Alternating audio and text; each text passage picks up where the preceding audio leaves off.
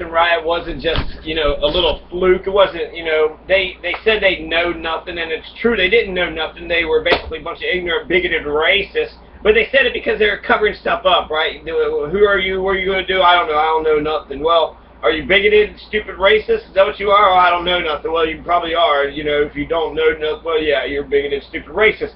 But the Know-Nothing, the 1855 Know-Nothing Riots explains to me how my ancestors were treated by these fucking, you white Anglo-Saxon fucking white supremacist bastards, you totalitarian fascists, you bloody tomahawking, murdering, fucking napalm spreading, scorched earth, fucking murdering Native Americans, sons of bitches, fucking engaging in the African slave trade, the triangular, you bastards, you're fucking doing the slavery, you're murdering fucking people, and then you're sitting there hating on the Germans and Irish when they get here because they're not just like you. Why? Because they drink alcohol on Sundays. Right, and we just went through the numbers of Louisville, because 1855 Know-Nothing Riots, right? And actually, when you're talking about a riot, how many riots have happened in Louisville, right? Only three riots, maybe four, but 3 riots have happened in Louisville. Whereas in Cincinnati, you've had about 10 riots, right? Including the courthouse riots, where they just burned down the courthouse. But burning down courthouses, actually, that's a Kentucky thing. Burning couches, burning down courthouses. Kentucky's been doing that stuff for a long time, but you have in 1855, the numbers was out of 43,000, you had about 13 or 12,461 foreign-born people. So you have, I don't know, I guess round down, right? 12,000 out of 43, 1 out of 3. So basically 1/3 of Louisville, right? You got 12,000. That's not 1 out of 3. That's almost 1 out of 4. Maybe 2 out of 7. So 1 out of 3, 1 out of 4, whatever. But you had a lot of foreign-born people, right? So you had mostly Germans, 7,000 Germans, 3,000 Irish, and then 2,000 miscellaneous, and a lot of new Catholics too. So this is what the white Anglo-Saxon Protestants who were here didn't like the new Germans and Irish coming in here, so they were fucking pissed off, and they blamed all their problems on them. Now, which is interesting, 7,000, that's not that many people, right, 7,000? But you had August Willich. He was a member of the London Communist League with Marx and Engels. He arrived in 1852 in Louisville, so we had August Willich. And then you had some discourse local labor leaders.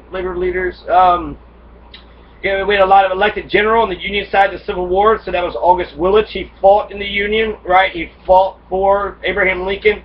Karl Heinzen, German revolutionary, most were Germans, headed the labor union and published his doctrine in Herald des Westens, HeroldDesWestens.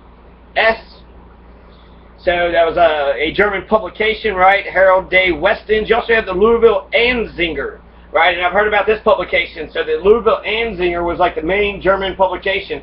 So when you had the new Germans who come to America, they wanted to integrate and become part of the country, but they also wanted to know what was going on in their own home country, because there's a lot of politics. There's a lot of things that was happening back in Europe. And of course, that's where you're from. Why would you not, want to know what was going on there? So you had a lot of German print newspaper, German language newspaper. So press activity was one of the factors that stirred everybody up, right? You got the nativists, and then you got the Germans who are publishing all this different stuff.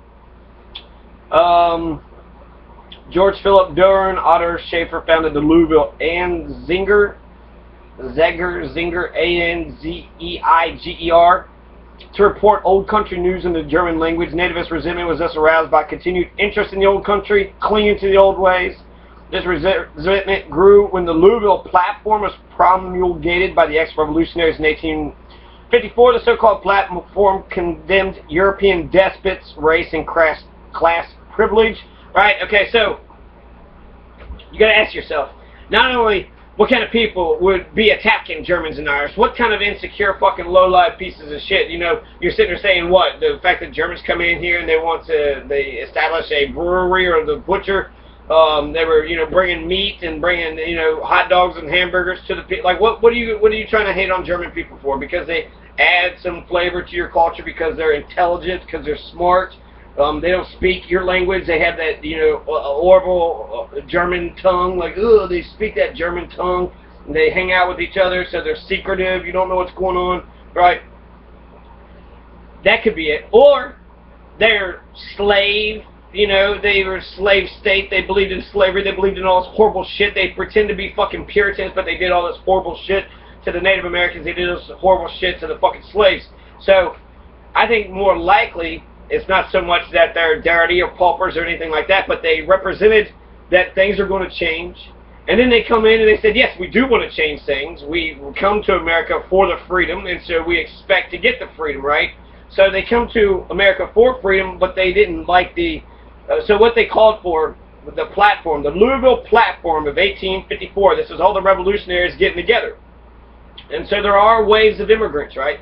So the 1850 immigration is one type of immigration of mostly German and Irish. And then we're going to see in the 1870s another wave of German and Irish. And then we're going to see another wave of Eastern Europeans and the Russians and the Jews from Russia.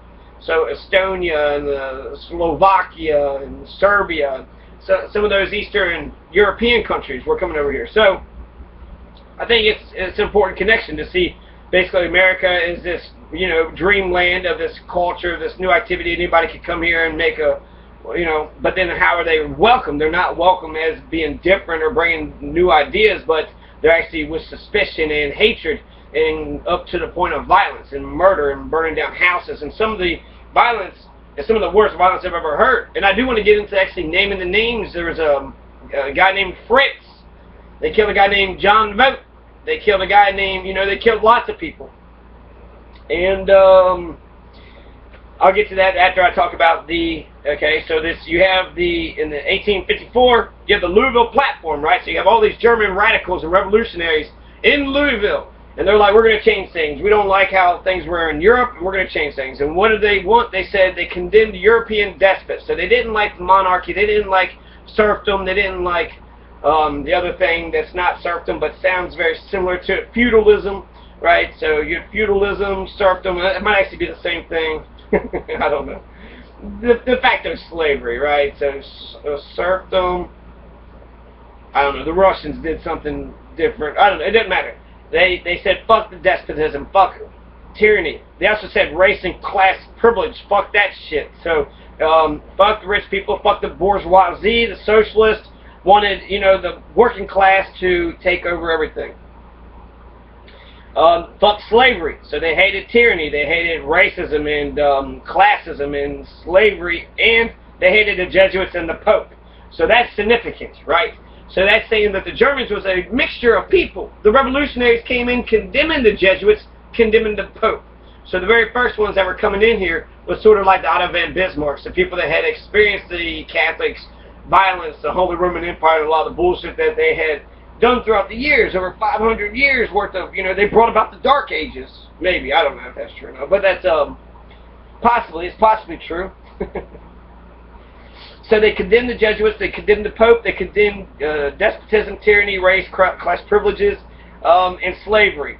So what's wrong with that? No, nothing's wrong with that. All the ideas that they had brought in were absolutely correct. They're ideas that we should be listening to today. They're very forward-thinking. They were outsider's perspective of what they had saw, and they said this is what we think that you all should apply to. And because they wanted to change things, they were pissed off. But they're immigrants, they could vote, so perhaps not too surprising. And maybe remember that the immigrants were not necessarily Catholics. A great many Germans in particular were not. This platform was widely distributed, right? So the Louisville Platform. The Louisville Platform was anti-slavery, anti-classism, anti-racism, anti-tyranny of the European despots, and also anti-Jesuits and anti-the-Pope. So anti-Jesuits, anti-Pope.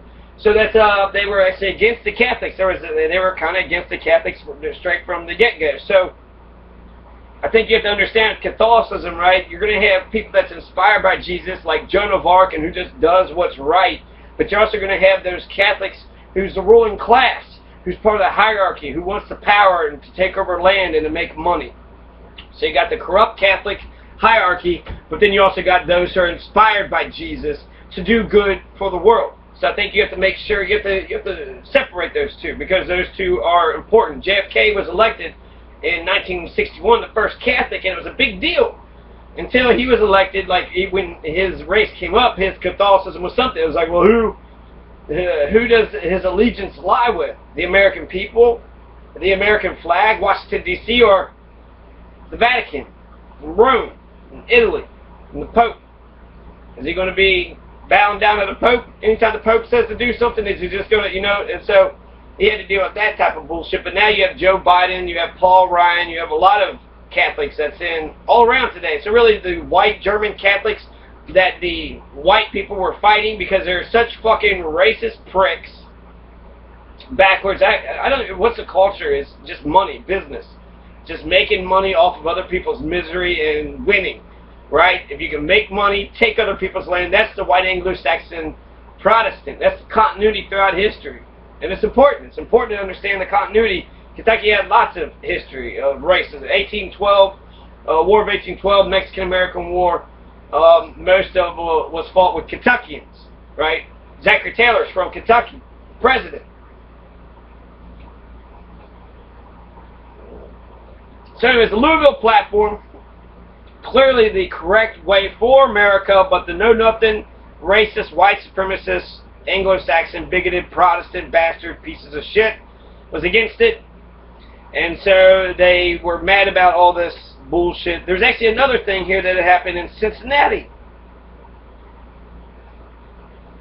And I'm going to get to it. Okay, so there was the 1855 Know-Nothing Riots happened in Cincinnati and in Louisville in like November or October, right? Or it says August 6th, but it's right at the end of the year. It's during fall, right? August 6th. So that was actually next month, right? So August 6th is Bloody Monday, 1855 in Louisville. But it was during election year, okay? So there was actually something that happened in 1853, 2 years prior. So as soon as my German immigrant ancestors come here, you know, we're having to deal with all this fucking bullshit. You're a bunch of slave-owning bastards, right? We're saying stop the fucking slavery. We're saying stop being racist. Stop with the classism. Stop with the tyranny, and stop with the Jesuiting and the Pope eating, right? So we were saying stop with the fucking religious bullshit and the fucking Catholicism. Stop with. So actually, these Germans, there's a lot of Catholic churches in. I don't mind the building and the thing being used for social centers. I do mind it being brainwashed and manipulated instead, you know, instead of actually being used the way it should be used as a social center for everybody. For everybody. Okay, so President Pierce read the Louisville platform. So another factor arousing Americans against foreigners and Catholics was the visit of the papal nuncio, Monsignor Gattiano Bidini. So Bidini, whose actual position was apostolic nuncio to the court of Brazil, visited the United States from June 1853 to February 1854. Rumors spread that Bidini had been sent to strengthen the Pope's position in this country, that he was going to be a permanent fixture. Bidini! Nativists are scared of Bidini. Oh my God! So some guy, some Apostolo, I don't even know if he's a bishop or what he is, but he's like of the Catholic Church from Brazil, comes up here, apostolic nuncio. What is this? He was to be a permanent fixture. Bidini visited several American cities. Wherever he went, some form of reaction was manifest. While Louisville did not fare as badly as other cities, Cincinnati, for example, a jeering crowd burned the Pope's representative in effigy during the December 1853 visit to the Kentucky city. So is that the Germans? Is that the Germans who's doing that, or is that who's burning this effigy? There are other factors which stimulated nativist feeling during this period. Homestead Bill in Congress stimulated Southern reaction against foreigners. Homestead, it was land, free soil, give all these foreign immigrants land so they can, you know, debates over the question of unnaturalized persons voting in Kansas and Nebraska publicized the problem. 1850, the time was right for the emergence of a effective political party to speak for those who fear these new disruptions in their ordered world. So I want to come back to this because I want to talk about that 1855 riot. So that 1855 riot, there was a, you know, in Cincinnati you had a riot in let's see, I guess I'll start with Cincinnati coming up. But they had 1792, 1829, 1836, 1841, 1853. In 1855, they had riots. So you had lots of riots, like about a dozen riots in Cincinnati, whereas there's only been 3 riots in Cincinnati. Or Louisville. There's only been 3 riots in Louisville.